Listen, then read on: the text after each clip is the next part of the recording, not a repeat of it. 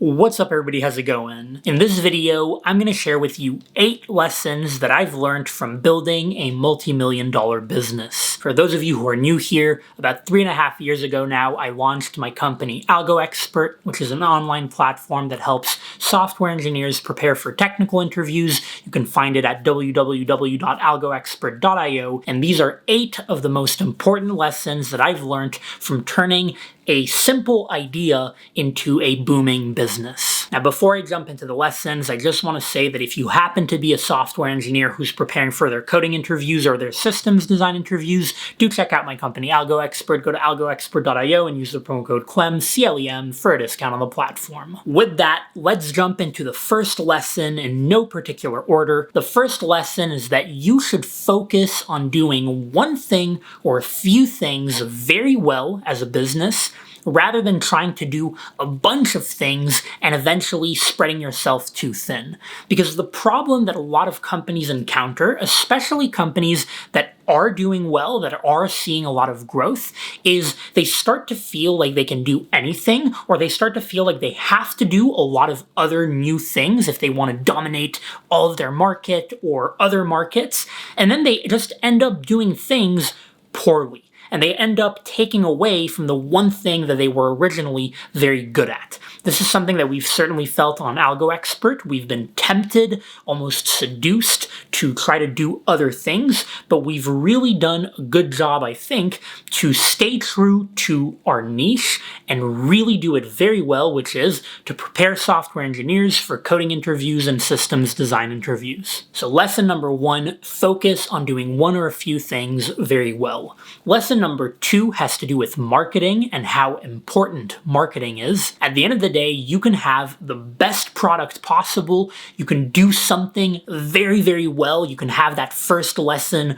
really down, but if you have no marketing, or rather, if no one knows that your product even exists, you will not get anywhere. And this is actually a problem that we experienced firsthand at AlgoExpert. Back in 2018, we were much smaller than now. We had fewer offerings on the platform. It was far less polished, but nonetheless, we had a great product. And the few customers that we had told us that it was a great product. However, very few people knew that AlgoExpert was a thing because we barely had any marketing, and that was hurting us. It was basically preventing us from growing because we were so tunnel visioned on making an amazing product that we forgot or didn't invest enough time and effort into marketing that product, and it basically meant that we weren't getting anywhere. So lesson number 2, marketing is critical.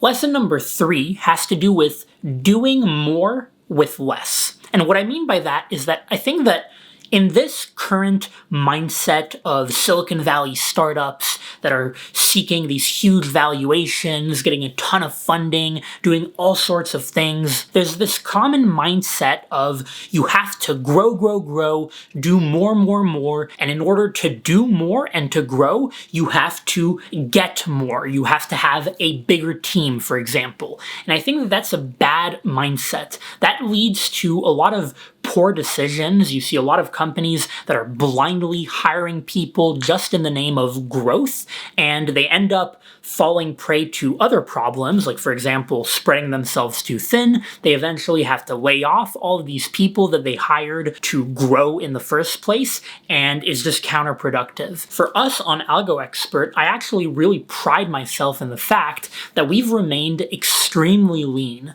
We are just a 4-person company. That's not to say that we're not looking at potentially growing our team, that we wouldn't necessarily benefit from growing our team. We might, and it's something that we're certainly considering, but the point is, we've been able to really grow our business with just 4 people by maximizing the output and the value of these 4 people, really trying to do more with less. Lesson number 4 is that if you are running a business, growing that business, and you come across a video that's giving you useful tips or useful lessons about building or running a business, you want to smash the like button and really destroy that like button, annihilate it in order to get good luck and good fortune. Just kidding, although really you should smash the like button, but the real lesson number 4 is that over time, as you build out your business, you're going to want to dedicate a good amount of time to automating, streamlining, optimizing certain parts of your business. And oftentimes, this is going to mean that you're going to have to sacrifice feature development because you're going to be shifting time that you would otherwise spend on feature development on these optimizations or automations. But this is really important, and I think that software engineers here might be able to relate more easily to this, to what I'm saying, because in software engineering, whenever you encounter a repetitive task, you often write a script that automates that task. Well, here, at the business macro level, so to speak, this is the same thing. There are a lot of parts of a business that are tedious, that are time-consuming, they're not fun to do, and they can kind of drain your energy and your motivation, and you want to spend the time to automate them. A few examples that I can give you for us on AlgoExpert. One of them was sending payouts to our affiliates. We have an affiliate program. It used to be that we did all of that manually, where we would send payouts one by one. We no longer do that. We've automated that. Customer service. Customer service is a huge pain point in any business. It really is hard to scale if you don't tame it and if you don't optimize it. We've spent a lot of time optimizing our customer service and we're really happy with it now, but this is something where really you want to spend some time streamlining it. And finally, content generation on AlgoExpert. For those of you who've used our platform, you know that we have lots of questions on the platform, coding interview questions with various solutions in different languages. There's a lot of code, internal code, that goes into basically all of these questions and all of their solutions. And we've really spent a lot of time optimizing our internal process to basically add a new question to make it as fast and as painless as possible. Lesson number 5 has to do with having a roadmap. It's incredibly important that as a business you have a roadmap at all times. Basically, you never want to find yourself one day with no work to do, not knowing what to do, with no real sense of direction of where the company's headed. Similarly, you don't want to find yourself constantly flip-flopping between things to work on or, big visions for the company. I've heard and read a lot of stories of people who've been at companies or on teams within companies, like big tech companies, where this was the case. Either there was this constant flip-flopping of priorities, or there were no real priorities, and it always leads to confusion, apathy, and just general poor business. So for us on AlgoExpert, we're constantly thinking ahead. Right now, I would say that we probably have the next 2 quarters planned out, give or take. I'm sure that there will be a few bumps along the way, but the point is we have that general roadmap. We know where we're headed. We know what goals we're working toward. Lesson number 6, don't be afraid to spend money.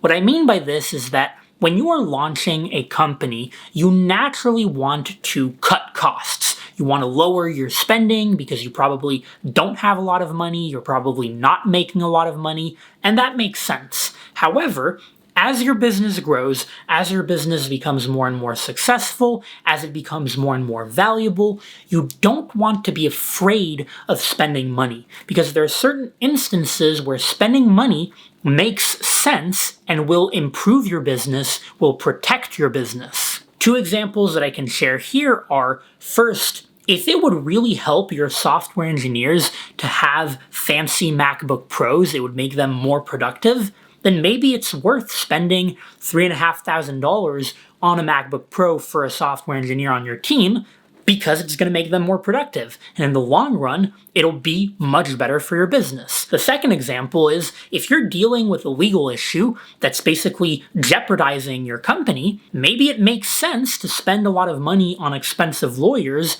to resolve that legal issue. Now, of course, I'm not advising that you mindlessly spend on a bunch of shit for no reason. No, but do not be afraid to spend money if it's going to improve your business, if it's going to protect your business, especially if your business is something valuable. Lesson number 7, you have to realize that your business will likely go through natural cycles. What I mean here is that there will be periods of time when your business is thriving. You're experiencing hockey stick-like growth rates, sales are great, revenue's great, everything's great. But then, in contrast, there will be periods of time when your business is not really thriving, when your business might even be going down. Sales are down, revenue's down.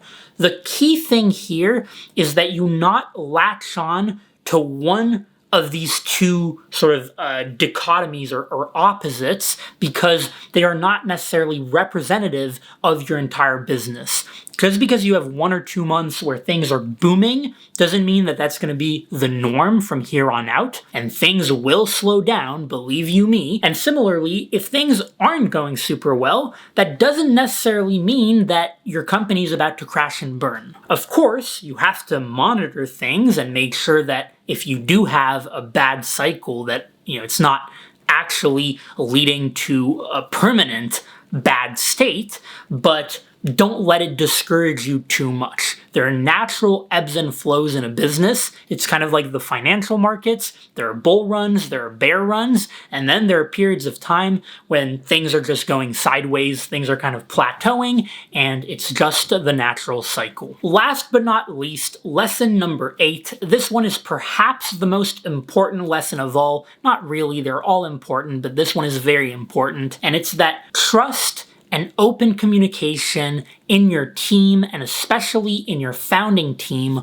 are incredibly important. They are critical to the success of your company. The founding team of a startup is often compared to a married couple, and I can attest to that comparison. I think that it's accurate, and trust and open communication are critical to a marriage just as they are critical to a team in a company. If there's an issue within your team, that is the easiest and fastest way for your company to die. If that issue doesn't get resolved, if that issue becomes very toxic and team members don't trust each other or don't talk to each other, it's going to lead to a disaster. And here for me on Algo Expert, I can say that we have an amazing amount of trust and communication, especially between me and my co-founder Antoine. We've been basically best friends since high school or even middle school, and we've just always made it a point to resolve any issues that pop up very quickly and to really openly communicate. And that's not to say that we're, the perfect, founding team. No, we've had our problems. We've had issues even recently where, there are arguments or there are stressful things that happen, whatever, and it leads to some sort of issue. But when there is such an issue, we always openly communicate with each other. Sometimes it'll just be, pinging each other and being like, hey, let's talk about what happened. Clearly something happened. Let's resolve it right now. No hard feelings. And it's always led to a stronger and better company. So these were the 8 lessons that I wanted to share with you in this video. I'm very curious what you think about them. Were you surprised by any of them? Did you find some of them obvious? If you happen to be running your own company, is there a lesson that I didn't mention that you've learned throughout your business journey? Let me know in the comments down below. If you haven't subscribed to the channel already, do it now. If you didn't smash the like button earlier, do it now. If you enjoy short form written content, follow me on LinkedIn and Twitter. If you enjoy pictures, follow me on Instagram, and otherwise I will see you in the next video.